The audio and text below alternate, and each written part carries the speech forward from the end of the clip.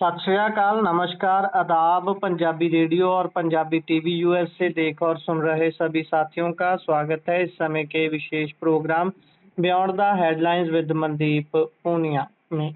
इस प्रोग्राम में सीनियर पत्रकार मनदीप पूनिया जी का साथ होता है और देश विदेश के साथ जुड़ी हुई अहम खबरों पर होती है बातचीत। सबसे पहले करते हैं पूनिया जी का प्रोग्राम में स्वागत। बहुत बहुत स्वागत है पूनिया जी। जी नमस्कार, सत श्री अकाल, आदाब। नमस्कार, सत श्री अकाल, आदाब। रुख खबरों का करते हैं। सबसे पहली बात अमेरिका ईरान इजरायली जंग के बारे में।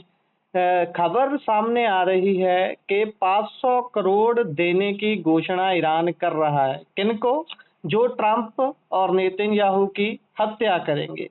ये कैसी कैसी हरकतों पर उतर आए हैं देश अभी?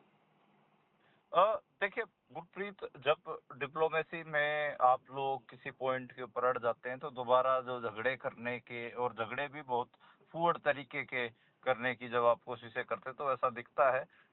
अभी तक ईरान मुझे लगता है कि सम्मानित स्थिति में ही खड़ा था, लेकिन खैर ये बड़ी अजीब मुझे लगी कि एक तरफ तो आपके जो मंत्री, विदेश मंत्री वगैरह और जो आपके डिप्लोमेट्स हैं वो कोशिश कर रहे हैं कि कोई डील क्रैक हो जाए, दोनों तीनों मुल्कों के बीच में शांति रहे। और दूसरी तरफ आप देखिए कि ऐसी ऐसी खबरें आ रही हैं। अब यही है कि जो द टेलीग्राफ की रिपोर्ट है उसमें ये कहा जा रहा है कि ईरानी जो पार्लियामेंट है उसमें राष्ट्रीय सुरक्षा आयोग इस पर बिल लाने की बात कर रहा है, जिसमें ये कहा गया है कि जो भी नेतन्याहू और ट्रंप को जहन्नुम पहुंचाएगा उसको इनाम दिया जाएगा।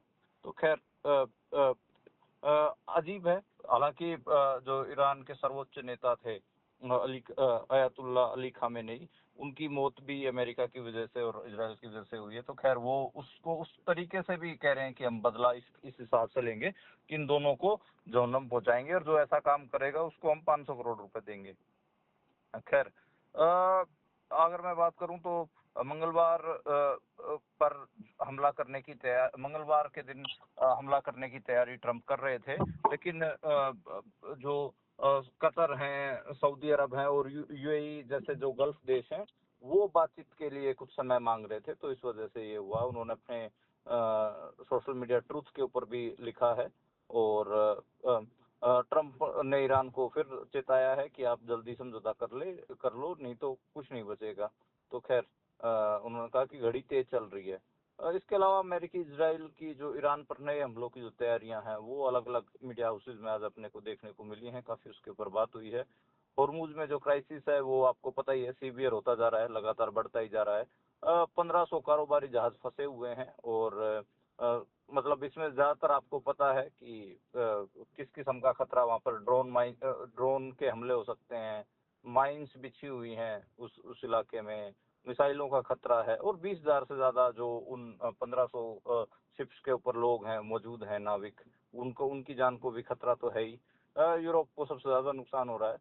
सऊदी अरब पर ड्रोन के हमले भी हुए 24 घंटे याद करिए तो, हालांकि जो एयर डिफेंस सिस्टम था उसने 3 ड्रोन मार गिराए हैं और कुवैत और कतर ने सऊदी की जो सॉवरेंटी है और जो रीजनल जो सिक्योरिटी है उसको लेकर चिंता जाहिर की है।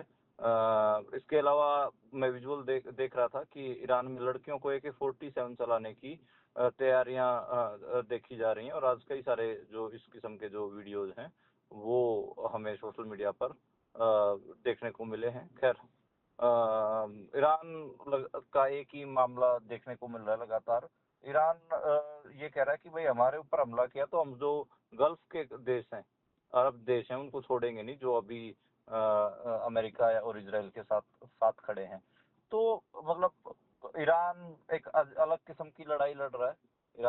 ईरान ऐसे लोगों से घिरा हुआ है जो उनका साथ नहीं दे रहे हैं। डिप्लोमेटिकली चीजें आगे बढ़ नहीं रही हैं। 2 पॉइंट स्ट्रेट ऑफ हॉर्मुज और जो यूरेनियम वाला, जो अनरिच्ड यूरेनियम वाला जो मसला है वो आपको पता है कि लगातार उलझा ही हुआ है। तो खैर काफी काफी ये जंग ऐसी हो गई है कि जिसमें अब आपको बिलो द बेल्ट चीजें भी देखने को मिलेंगी और समझ में नहीं आ रहा कि ये किस तरफ बढ़ रही है, किस खाते में जाएगी। जी, जी।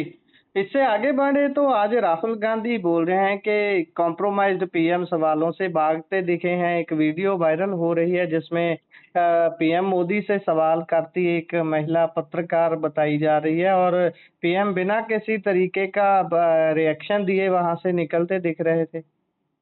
गुरप्रीत देखिए, नॉर्वे जो मुल्क है वो प्रेस इंडेक्स में, प्रेस फ्रीडम इंडेक्स में नंबर 1 है, ठीक है। भारत 159वें नंबर पर है। तो मैं आज देख रहा था कि 159वें नंबर पर होने वाले देश के प्रधानमंत्री मीडिया फ्रीडम में, वो जब ऐसे मुल्क में चले जाएं जहां पर प्रेस को सबसे ज्यादा स्वतंत्रता है, तो फिर उनको मुंह छुपाने के अलावा कुछ बचता नहीं है। तो वही वही मुझे दिखा। और वहाँ नॉर्वे की एक महिला जर्नलिस्ट है, मैं भी मतलब हम दोनों आपस में ट्विटर पे एक दूसरे को फॉलो भी करते हैं। उनका नाम है हेली निंग। तो हेली निंग वो सवाल कर रही हैं और वो हमारे नरेंद्र मोदी साहब अपना चेहरा बताते हुए दिखाई दे रहे हैं। उनका उनका चेहरा देखने वाला था। उसमें साफ दिख रहा है कि जो नॉर्वे के जो प्रधानमंत्री हैं वो जोनास गार स्टोरे, तो उनके साथ जॉइंट प्रेस मीट थी, लेकिन मीडिया के सवाल नहीं लिए गए। और मोदी नॉर्वे के 2 दिन के दौरे पर हैं और आज शाम खत्म भी हो जाएगा। इसके अलावा जो महिला जर्नलिस्ट है वो लगातार सवाल कर रही थी और कहती है कि सवालों के जवाब क्यों नहीं देते पीएम मोदी। उसके बाद उनके एक चेहरा देखने को मिला तो बड़ा अजीब लगा। खैर, इसमें तो मजेदार बात तो यही है कि नॉर्वे वर्ल्ड फ्रीडम इंडेक्स में, प्रेस फ्रीडम इंडेक्स में नंबर 1 है और भारत 157वें नंबर पर है। मतलब एक ऐसा मुल्क जिसका प्रधानमंत्री कभी प्रेस कॉन्फ्रेंस नहीं करता है, वो एक ऐसे मुल्क में चला गया जहां पर पत्रकारों को सबसे ज्यादा स्वतंत्रता है। तो फिर वो तो भाई सवाल पूछ पूछ के आपको परेशान करेंगे ही। खैर, ये अजीब है और जवाब तो कोई था नहीं। आप इंडिया में जो लीडर ऑफ अपोजिशन है, अपोजिशन के और जो बाकी लीडर्स हैं, वो सब मजे ले रहे हैं, उनकी वीडियो शेयर कर करके पत्रकार भी शेयर कर रहे हैं।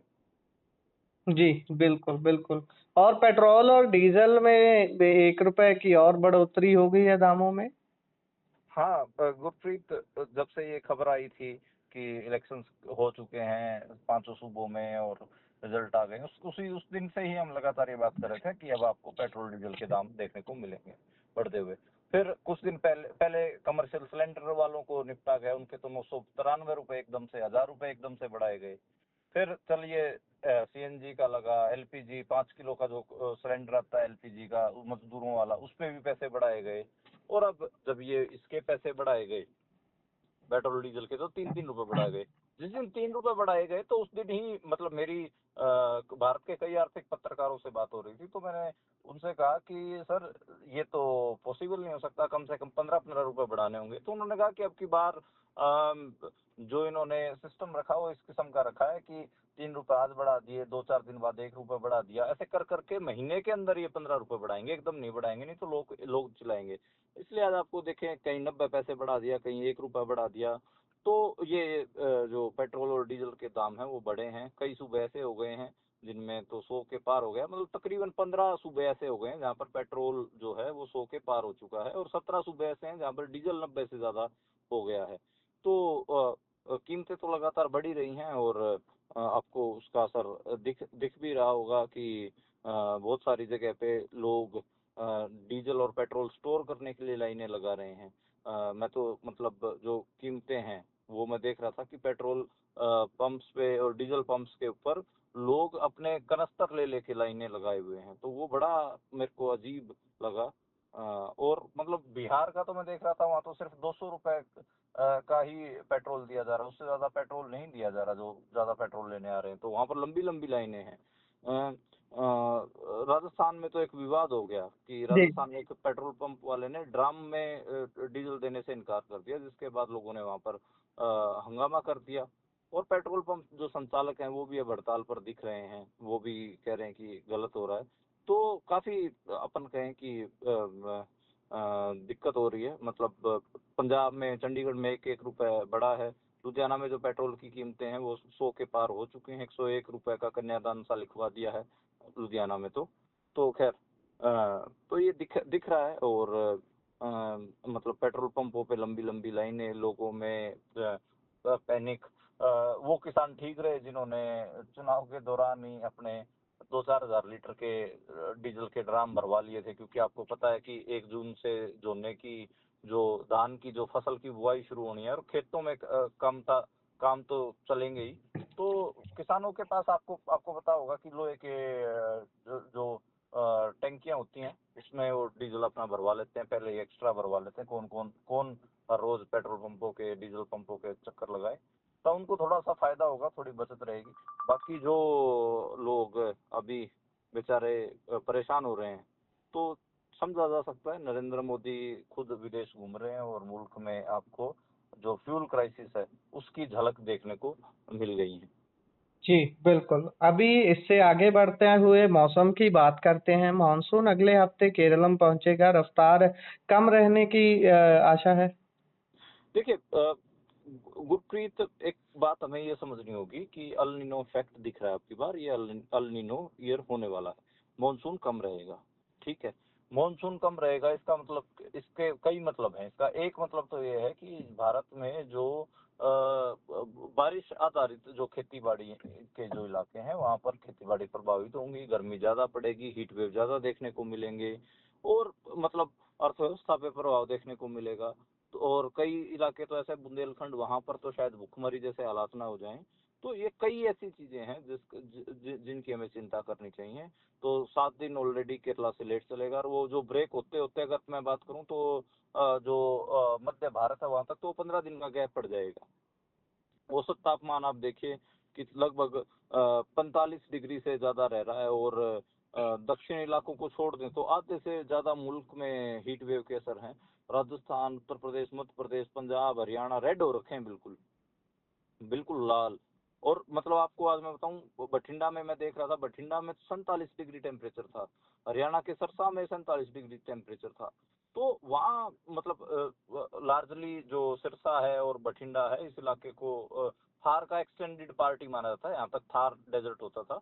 तो खैर यहाँ पर 47-47 डिग्री टेम्परेचर पहुंच गया, तो रेड अलर्ट है हीट वेव का। और मतलब इवन ये सलाहें दी जा रही हैं मौसम वैज्ञानिकों द्वारा कि भाई आप दिन में कम से कम, जब धूप पड़ रही है, तेज हीट वेव चल रही है, तब आप बाहर ना निकलें। हीट वेव के जो गहरे असर हैं वो आपके ऊपर देखने को मिल सकते हैं। इवन हिमालय बहुत गर्म हो रहे हैं। मैं देख रहा था हिमाचल प्रदेश में 2 जिलों में हीट वेव के अलर्ट जारी करने पड़े हैं।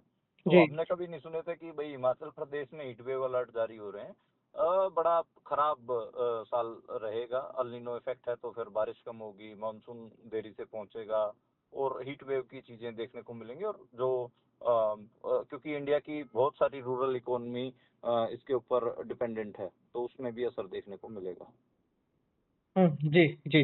इससे आगे बढ़े तो जालंधर में आज 1984 के कत्लेआम के पीड़ित जो परिवार हैं, उन्होंने मार्च निकाला और सरकार को 15 दिन का अल्टीमेटम भी दिया है। कौन-कौन सी मांगे रख रहे हैं ये आगे? बिल्कुल गुरप्रीत, आज जो पंजाब में जो 1984 में जो सिख कत्लेआम के जो पीड़ित हैं, उन्होंने उनका मोर्चा आज देखने को मिला, और सरकार को 15 दिन का अल्टीमेटम दिया है। ये कहा है कि मांगे नहीं मानी तो सीएम आवास पे जाकर अनशन करेंगे। इसमें एक सबसे बड़ा तो यही है कि जो पंजाब सरकार ने पुनर्वास के जो वायदे करके अधिसूचना जारी की थी, उसको रद्द कर दिया है। तो वो एक बड़ा उन्होंने विश्वासघात माना है। मतलब इसमें जो आज प्रेस कॉन्फ्रेंस में भी देख रहा था, तो 5 जो ऐसी विधवाएं थी जिनके परिवारों में नुकसान हुआ उस समय, और जिनके पति भी उस सिख कत्लेआम में मारे गए, तो उनको उनको पुनर्वास के लिए कोई ठोस कदम नहीं उठाया गया है। तो वो था कि भाई उनके दोबारा से उनको बसाने के लिए आप कोई ठोस कार्रवाई करेंगे। पंजाब हरियाणा हाई कोर्ट में भी के आदेश भी इसको लेकर हो चुके हैं, और तकरीबन 25,000 ऐसे परिवार माने जाते हैं जिनके जो उस समय पे प्रभावित रहे थे। तो आपको कोई तो मतलब रिकंसिलिएशन एक शब्द है अंग्रेजी का, रिकंसिलिएशन। तो आप मतलब जो सरकारें हैं, उन्होंने जो पाप किए, जो जुल्म किए, वो तो सबके सामने है। अब बातें बीत गई हैं, 40 साल हो गए हैं। तो कम से कम आप जैसे आप बोलते हो कि आप सोशल वेलफेयर स्टेट हो, तो आप कम से कम रिकंसिलिएशन तो करेंगे ना। आप उन पीड़ित परिवारों को आप पुनर्वास तो करेंगे। उनके नाम पे राजनीति बहुत सारी होती है, इवन बीजेपी बहुत सारी राजनीति करती है, कांग्रेस को निशाना साधती है, आम आदमी पार्टी भी करती है। अब तो आम आदमी पार्टी की हुकूमत है सूबे में, तो आम आदमी पार्टी को इनकी जो डिमांड्स हैं उनको उनको देखना चाहिए। एक तो यही कि जितने भी उस समय में जो परिवार प्रभावित रहे उनको घर आवंटित किए जाएं, घर दिए जाएं उनको। और जो भाई ऐसे भी परिवार थे जो शहरों में जो थोड़ा बहुत जिनकी दुकानदारी थी, जो अपना काम करते थे, तो उनको बूथ वगैरह मतलब दुकानें बना के दी जाएं। उनके बच्चों के जो है रोजगार की या फिर शिक्षा की व्यवस्था की जाए। तो ये कुछ हैं मतलब, और काफी इसको लेकर बात हो रही है, पर अभी तक कुछ ऐसा ठोस होता नहीं है। तो मुझे लगता है कि इसको वैसे इग्नोर नहीं किया जाना चाहिए सरकारों द्वारा। रिकंसिलिएशन जैसे मैं कह रहा हूँ कि एक खूबसूरत शब्द है, तो आप कम से कम ऐसे परिवारों जो पिछले 40-45 साल से लगातार इस दुख दर्द में जी रहे हैं, उनको आप एक मिनिमम रिलीफ देने की कोशिश करते हैं, तो वो मुझे लगता है कि वो तो मिलना ही चाहिए। उसके लिए जी उन परिवारों को ऐसे दर दर की ठोकरें खानी पड़ रही है, और भी ज्यादा भद्दा है। जी, बिल्कुल बिल्कुल।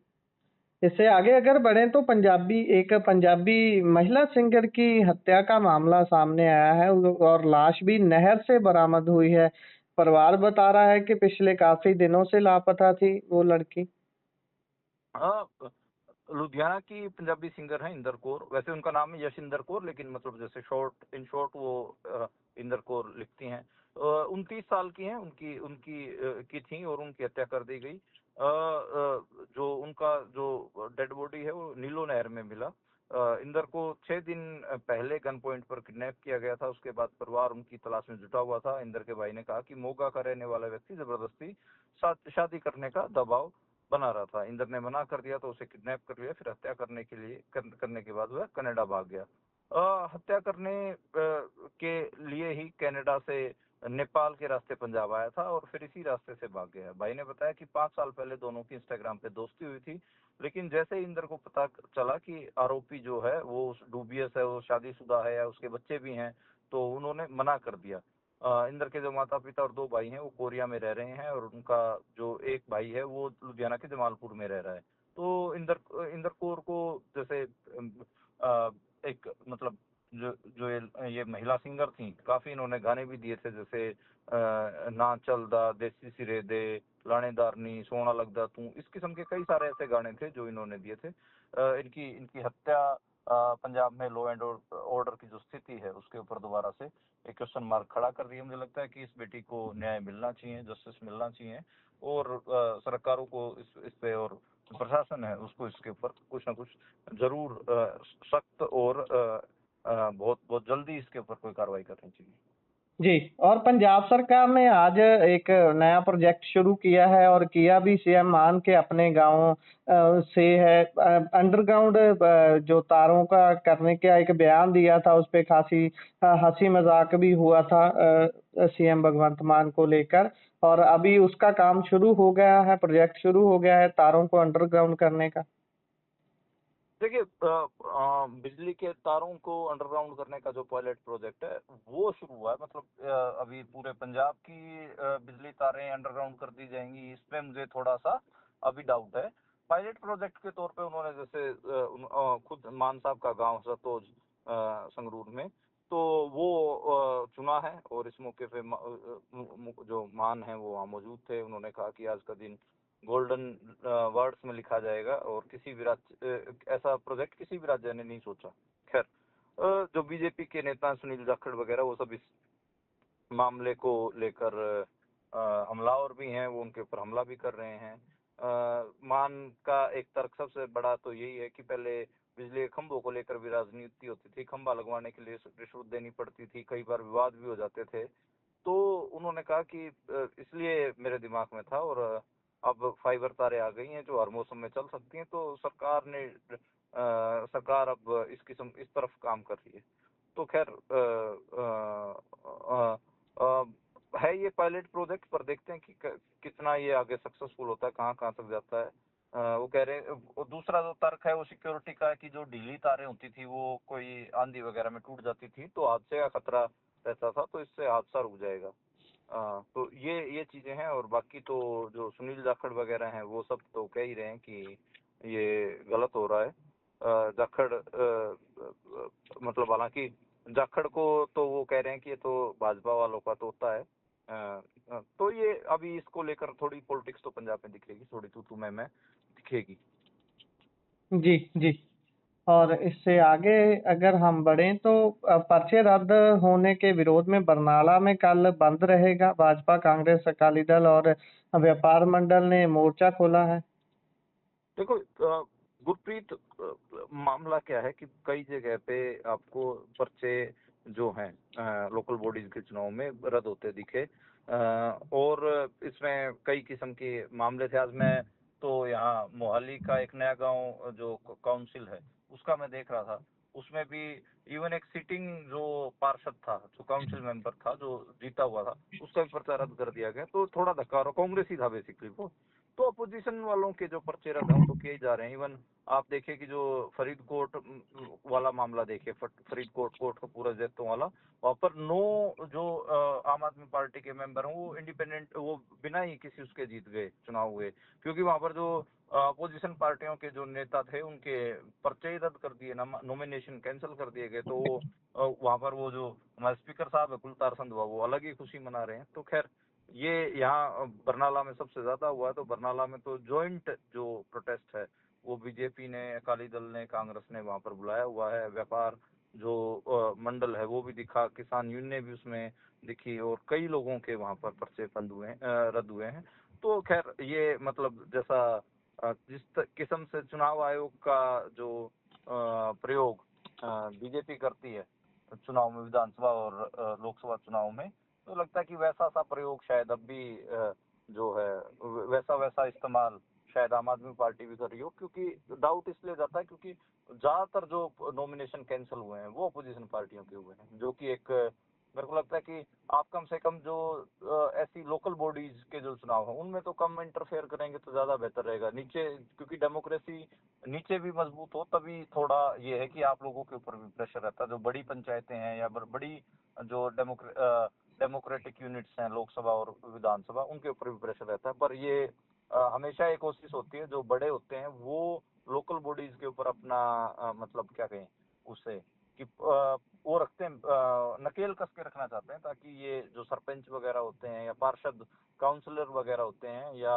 नगर परिषद वगैरह होते हैं, ये सब उनको इलेक्शंस में वोटे डलवा सके। तो वैसा वैसा का मामला।